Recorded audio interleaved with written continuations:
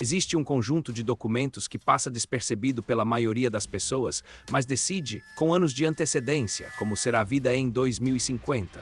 São os relatórios do IPCC, o painel científico da ONU sobre mudança climática.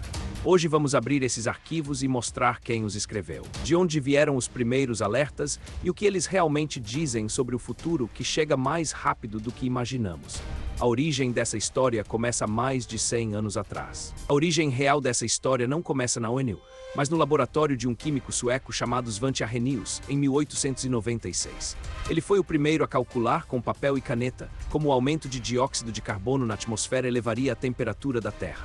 Na época, ninguém imaginava que aquele cálculo se tornaria a base científica de um dos maiores debates do século seguinte. Arrhenius não tinha computadores nem satélites, só a intuição de que gases invisíveis podiam mudar o clima do planeta inteiro. Mais de 40 anos depois, um engenheiro britânico chamado Stewart Calendar retomou a ideia de Arrhenius. Ele cruzou registros de temperatura de estações meteorológicas ao redor do mundo com dados de emissões da industrialização. Chegou a uma conclusão que poucos cientistas da época levaram a sério. A queima de carvão já estava, de fato, aquecendo o planeta. O que ficou conhecido como efeito Calendar foi ignorado por décadas, mas voltaria com força total. O alerta científico só ganhou palco internacional em 1979, na primeira Conferência Mundial do Clima, realizada em Genebra, sob organização da Organização Meteorológica Mundial.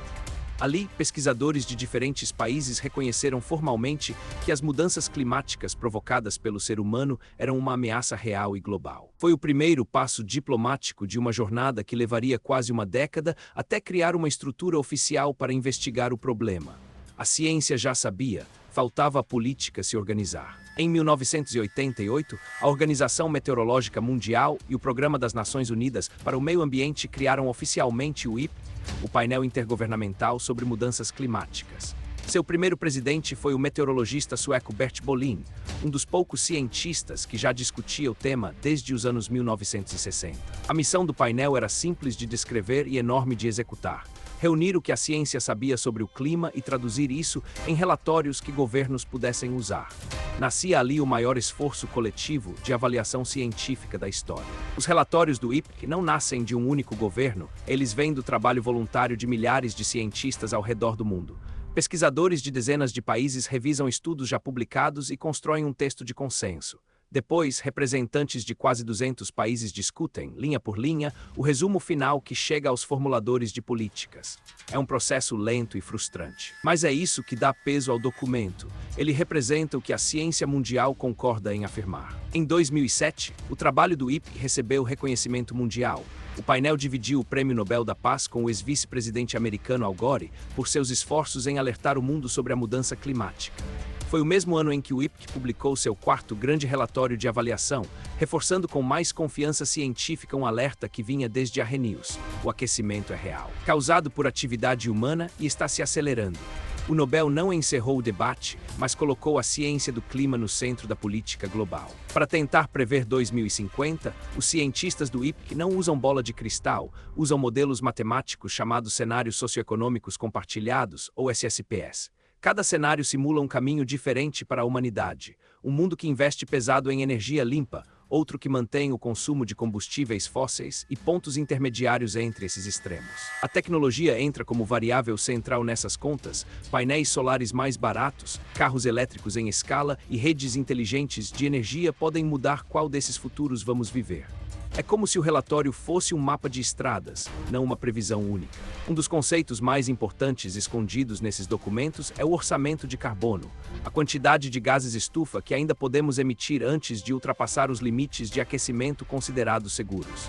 Segundo estimativas do próprio IPCC, esse orçamento está encolhendo rapidamente e no ritmo atual de emissões, estima-se que ele pode se esgotar ainda nas próximas décadas. Não é uma sentença, é mais como o medidor de combustível de um carro em viagem longa. A pergunta que interessa não é se vamos ficar sem orçamento, mas o que fazemos antes disso acontecer. Entre as páginas técnicas, os relatórios apontam tecnologias que já existem, mas ainda precisam crescer de escala. Captura direta de carbono do ar, baterias mais eficientes, hidrogênio verde e redes elétricas coordenadas por inteligência artificial. Nenhuma dessas soluções, isoladamente, resolve o problema e o próprio IPCC é cauteloso quanto a isso. Mas combinadas, elas aparecem nos cenários mais otimistas como o caminho mais realista para estabilizar o clima antes de 2050. É otimismo com os pés no chão. A tecnologia ajuda, mas não substitui decisão política. É importante frisar, nem tudo nesses relatórios é certeza absoluta. Os próprios cientistas atribuem graus de confiança às suas previsões alta, média ou baixa e deixam claro onde a incerteza ainda é grande, como na velocidade exata do degelo polar ou no comportamento de certas correntes oceânicas. Essa transparência é rara em documentos científicos tão influentes. E é justamente o que dá credibilidade ao processo. Ceticismo saudável aqui não é negar a ciência, é entender onde ela ainda está aprendendo. Uma das partes mais debatidas dos arquivos do IPCC trata dos chamados pontos de inflexão climática. Mudanças que, uma vez iniciadas, são difíceis ou impossíveis de reverter. O derretimento acelerado do gelo da Groenlândia e da Antártida Ocidental está entre os exemplos mais citados nos relatórios recentes. Registros fotográficos e medições de satélite mostram, ano após ano, um recuo real e mensurável dessas geleiras. É esse tipo de evidência concreta, não projeção, mas observação direta, que torna esses documentos difíceis de ignorar. O relatório mais recente, o sexto ciclo de avaliação, foi lançado em partes entre 2021 e 2023, dividido em 3 grandes grupos de trabalho: a base física do clima, os impactos e a adaptação, e as estratégias de mitigação. Juntos, esses volumes somam milhares de páginas e representam a síntese mais completa já feita sobre o assunto. Foi esse ciclo que trouxe a linguagem mais direta já usada pelo painel, tratando a situação como um código vermelho para a humanidade. Não é exagero jornalístico, é uma citação literal do documento. Esses documentos não ficam trancados em Genebra, eles moldam decisões reais. Acordos internacionais, metas nacionais de redução de emissões e investimentos bilionários em energia limpa citam diretamente os relatórios do IPCC como base técnica.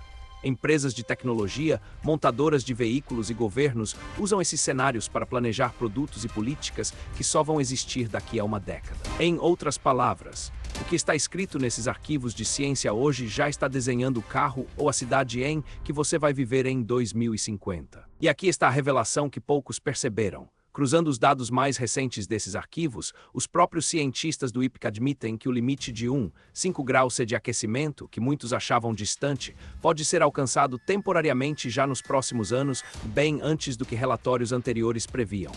Isso não significa que 2050 está decidido, mas mostra que a janela para mudar de rota está mais estreita do que o público em geral imagina. Os documentos que deveriam nos preparar para o futuro estão, na verdade, avisando que o futuro já começou. No fim das contas, os arquivos do IPCC contam uma história que começou com um sueco fazendo contas em 1896 e chegou a milhares de cientistas, revisando dados de satélite mais de um século depois. É a prova de que o futuro não é adivinhação, é ciência, paciência e cada vez mais tecnologia. Se você quer entender que outras tecnologias silenciosas já estão decidindo como será sua vida em poucos anos, o próximo vídeo vai revelar isso em detalhes. Fica comigo, porque essa história está só começando.